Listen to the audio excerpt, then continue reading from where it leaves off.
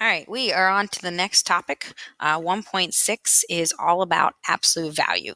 So I want to just go over some basic things that you should know about absolute value that you probably started learning when you were starting in maybe 6th, 7th, or 8th grade, and then get to some of the algebraic stuff that you probably saw last year or so.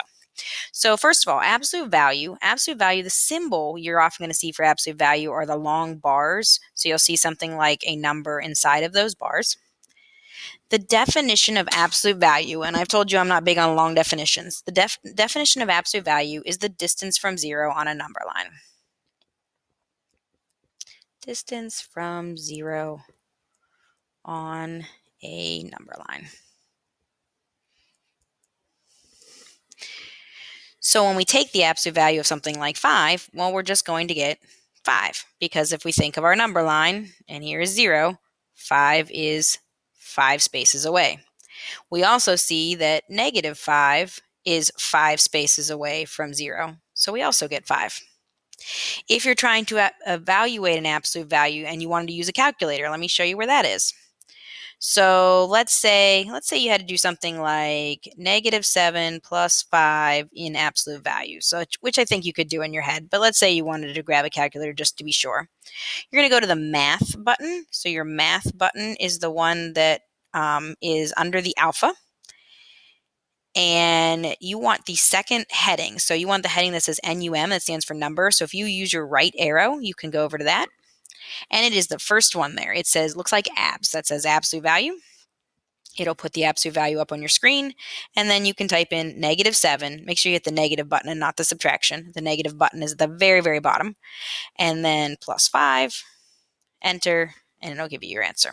So that's how you find it on a calculator. We're not going to do a ton of stuff with evaluating. There's a couple things on Delta Math that I'm going to ask you to do, just really quick evaluations, which you can either do in your head or your calculator. For the most part, though, we're going to focus on more of the algebraic and the equations.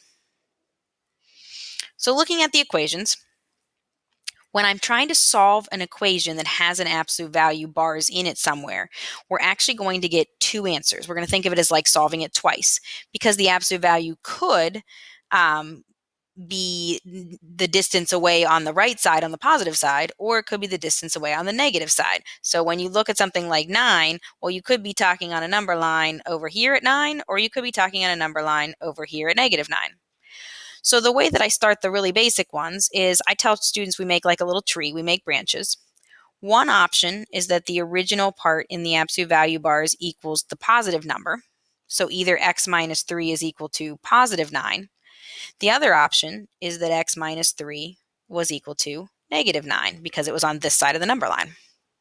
You're going to get two answers. So add 3, you get 12 for this branch. Add 3, you get -6 for this branch. It is important with these, and it'll be more important as we go through this lesson, to check. And your check can totally be done with a calculator in your head by taking these numbers, putting it back into the original equation, and making sure that it does indeed equal 9 when you take the absolute value. So if I do 12 minus 3, I get 9. Absolute value of that is 9.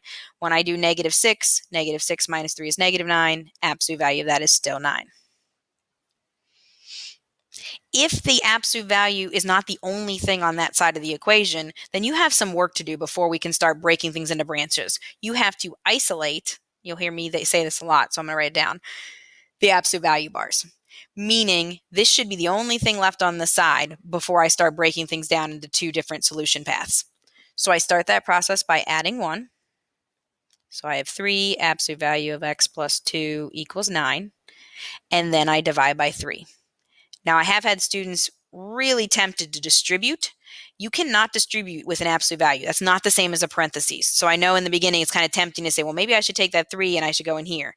I cannot do that because it is not a parentheses. It is an absolute value bar, which is different. Now that I've isolated the absolute value, I'm going to break it down into my two solution paths. One option is that x plus 2 equals 3. The other option is that x plus 2 equals -3. Solve them pretty quickly. Subtract 2. To get one answer, you get 1. Subtract 2, you get -5. To check my answers, again, I can plug 1 and -5 back in. When I say plug back in, I'm talking about the original equation. You're going to put it where the x is inside those absolute value bars. You can even do it on a calculator. Like if you wanted to check, let me just show you on a calculator. I'll check the second answer. So if I want to check, I could hit 3, and then I have to get the absolute value. So I'm going to do math over to number, absolute value, x plus 2. Or sorry, not x plus 2. I'm putting in -5, -5 plus 2.